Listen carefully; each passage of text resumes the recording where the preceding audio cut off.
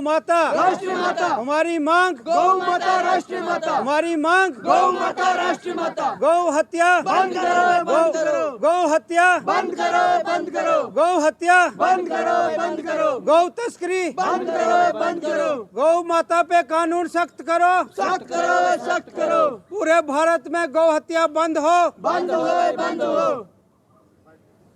आदाब, मैं हूं तौसीफ हमदानी, विंग्स टीवी से बराह रास्त ये नशरियात देख रहे हो। मैं इस वक्त जंतर मंतर पे हूं। ये प्रोटेस्ट कर रहे हैं गौ माता की सेवा के लिए। इनसे बात करेंगे। सर, आप कहाँ से आए हो? हम जम्मू कश्मीर से आए हैं जी। जम्मू कश्मीर कहाँ से? जम्मू कश्मीर, डोडा, उधमपुर, पूरे जम्मू कश्मीर से हमारे साथ हैं। किस लिए आए हो यहाँ पे? हम यहाँ पे गौ माता को इंसाफ दिलाने के लिए आए हैं। आप देखते हैं कि आए दिन बोवाइन स्मगलिंग और जो गौ माता की तस्करी हो रही है बड़े पैमाने पे होती है, और गौ हत्या पूरे भारत में बहुत बड़े पैमाने पे हो रही है।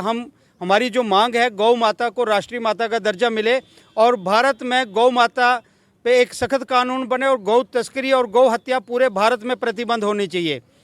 गौ माता को हम पूजनीय मानते हैं। सभी लोग जो है, सभी धर्मों के लोग इसका दूध पीते हैं और हम चाहते हैं कि इस गौ माता को राष्ट्रीय माता का दर्जा मिले।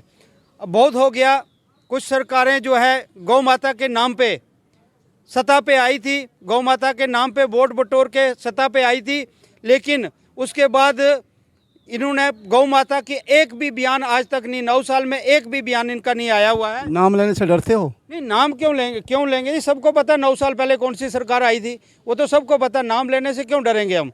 तो आप देखेंगे कि ये लोग जो है सत्ता पाने के लिए गौ माता का इशू लेके आए थे, लेकिन हमें अफसोस इस बात का है, हमने भी समर्थन किया था, हमने पुरजोर समर्थन किया था, वोट दिया था इनको कि यह शायद हमारी गौ माता की रक्षा करेंगे, उसके लिए कोई कानून बनाएंगे।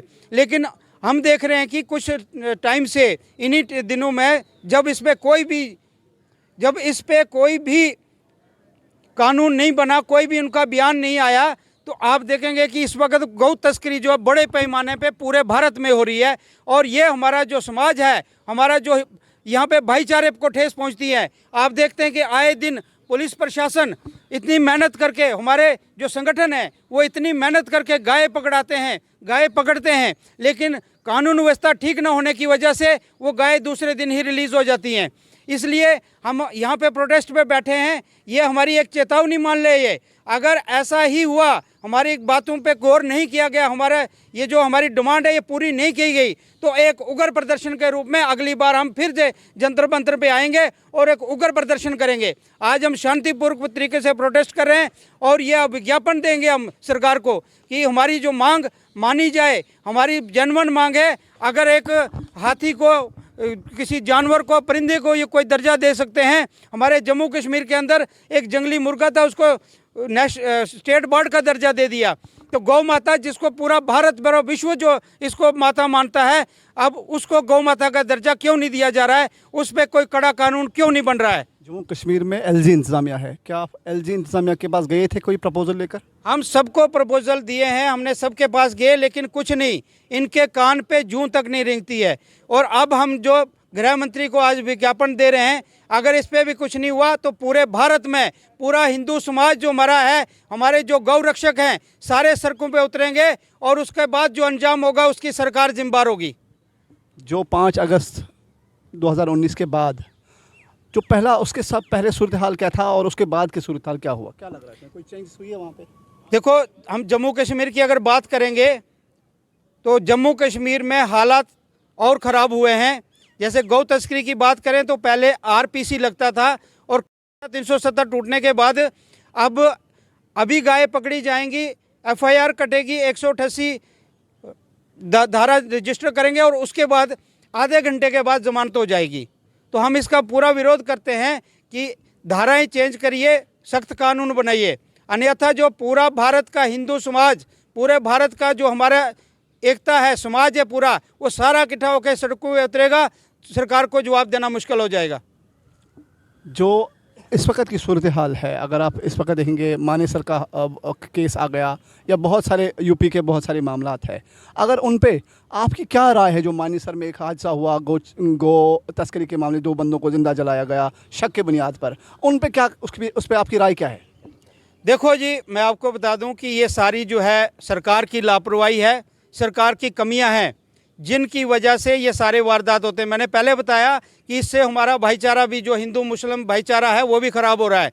क्योंकि जब किसी पे कानून नहीं है तो कोई भी जाके स्मगलिंग करेगा, गौ स्लॉटरिंग करेगा। तो अगर कानून बना होगा, जैसे इसको राष्ट्रीय माता का दर्जा मिल जाए और साथ में इस पे जो कानून एक अलग से मंत्रालय बने। अब गौ जो स्मगलिंग करते हैं या कोई स्लॉटरिंग करते हैं, जब उनको पता होगा कि इस पे कानून लगेगा और मुझे 7 साल 10 साल या उम्र कैद की सज़ा हो सकती है, तो कोई भी ऐसी हरकत नहीं करेगा।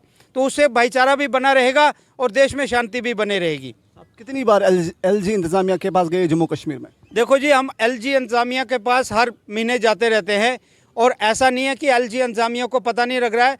दिल्ली के कम से कम हर किसी न किसी मोड़ पे, किसी न किसी ज़िला के अंदर चौराहे पे हमेशा जो है दंगा फसाद होता है, धरने प्रदर्शन होते हैं, गायें पकड़ी जाती हैं, गाड़ियां टूटती हैं, लोगों को आपस में क्लैश भी होता है। ये डेली की न्यूज़ें हैं। क्या एलजी इंतज़ामिया नींद में सोए हैं क्या? या सरकार जो नींद में सोई उनको नहीं पता लग रहा कि क्या हो रहा है हमारे देश में? तो इसलिए हम चाहेंगे कि कानून बने और ये जो दंगे फसाद हैं, ये जो हमारे सरकार की।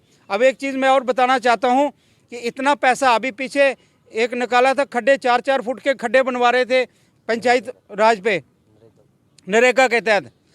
अगर उसी नरेगा के तहत एक कैटल शेड जो है हर पंचायत में बनाया जाए, इतना मुझे उन खड्डों का तो कोई फ़ायदा लगा नहीं, क्योंकि वो कभी भी कोई यूज़ नहीं कर रहा है। हम गांव के रहने वाले हैं, हमें पता है कि जिस जिस इलाके में पूरे भारत, जम्मू कश्मीर में हम घूमते हैं और भी स्टेटों में जाते हैं। मुझे 27 साल यही काम करते होंगे।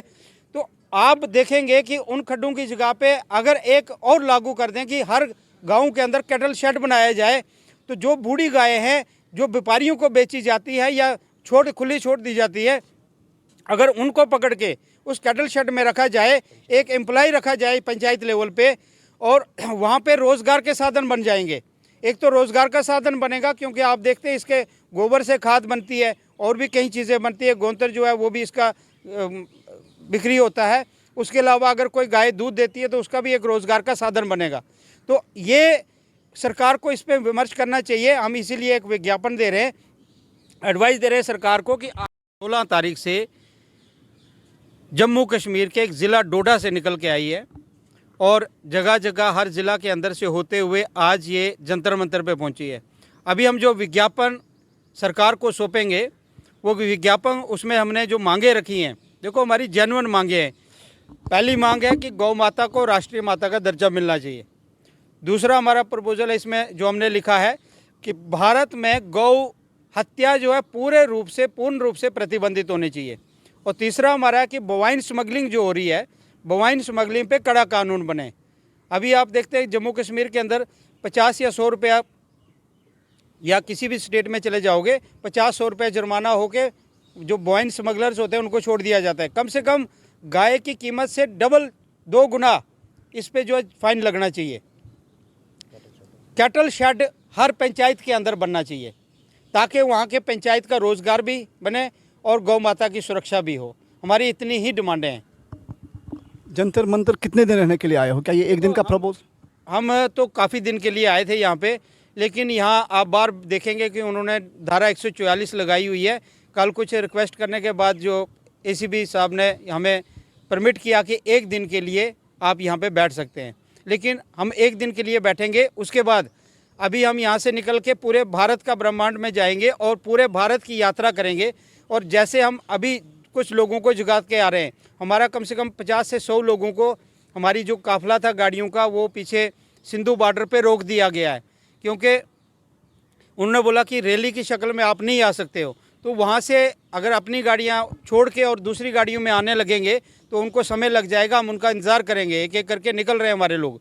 लेकिन 50 से 60 गाड़ियाँ हमारी जो है सिंधु बॉर्डर के ऊपर रोक दी गई हैं। वो यहाँ पे धारा 144 लगी हुई है और हम चाहते हैं कि अभी हम यहाँ पे आज का दिन बैठेंगे और फिर से नेक्स्ट मंथ हम 1 महीने का पूरा ब्रह्मांड करेंगे। पूरे ऑल इंडिया का पूरा हमारा टूर होगा। लोगों को हम संकल्प करवाएंगे और संत समाज सम्मेलन भी हम एक करके उसके बाद फिर से हम एक बार जंतर मंतर पे आएंगे और तब हमारी जो संख्या होगी काफ़ी ज़्यादा होगी। हालांकि आप जम्मू कश्मीर से हैं, आप वहाँ कैसा रहा है अभी जो 19 के बाद 5 अगस्त के बाद जो एलजी इंतज़ामिया का जो उसूली तौर लोगों के साथ कैसा कनेक्शन है वहाँ पे? देखो जी, अगर हम बात करें सुरक्षा की, जो मिलिटेंसी पे थोड़ा बहुत कंट्रोल किया है, जैसे पत्थरबाजों पे थोड़ा बहुत कंट्रोल किया है, लेकिन उसके बाद जो है जो नरेगा के काम हो गए या जो डेवलपमेंट के काम में इतनी कोई ज़्यादा तरक्की नहीं हुई है। और ख़ासकर हम गौ सेवक हैं और हम गौ सेवा की बात करेंगे तो गौ हत्या जो हो रही हैं वो बढ़ रही हैं, कम नहीं हो रही है उसे। ज़िले डोडा का हाल मैं पूछना चाहता हूँ आपसे कि जो वहाँ की सिविल इंतज़ामिया है, जो वहाँ के डीसी साहब है, आपने उन तक पहुँचे, ये मामला उन तक पहुँचाया? मैं ज़िला डोडा की अगर बात करूं तो ज़िला डोडा के जो डीसी साहब हैं और ज़िला डोडा का पुलिस और एडमिनिस्ट्रेशन, सिविल एडमिनिस्ट्रेशन है, वो बहुत कोऑपरेटिव है। और डोडा ज़िला की बात करें तो हमने खुद पुलिस के साथ मिलके अपने दम पे, हमारी जो टीम है वहाँ पे बहुत ज़्यादा सख्त टीम है। उधमपुर और डोडा की बात करें तो वहाँ पे हमने गौ तस्करी पे 80% प्रतिबंध लगाया हुआ है। लेकिन मसला ये है कि पुलिस और एडमिनिस्ट्रेशन हमें पूरा कोऑपरेट कर रही है, उससे 80% तो लग गया, लेकिन जो 20% वहाँ पे तस्करी हो रही है या गौ हत्या हो रही है वो कानून व्यवस्था ठीक ना होने की वजह से हो रही है। इनकी बिल्कुल मांग यही है कि ये अपनी बात इस वक्त जंतर मंतर पे इसलिए रखने आए हैं कि गौ हत्या और गौ तस्करी को बंद किया जाए, उसके लिए एक महकम कानून हो और ताकि जो गौ की सेवा है वो सही सही से कानून के अंतर्गत ठीक हो जाए। मैं तौसीफ हमदानी, विंग्स टीवी से इस वक्त इनके साथ बैठा हूँ। इनका एक दिन का ये प्रोटेस्ट हो, इनका कहना है कि इंतज़ामिया ने हमें सिर्फ एक दिन का इजाज़त दिया क्योंकि यहाँ पे 112 144 लगी हुई है। इसी के साथ आप बने रहिए विंग्स टीवी के साथ। और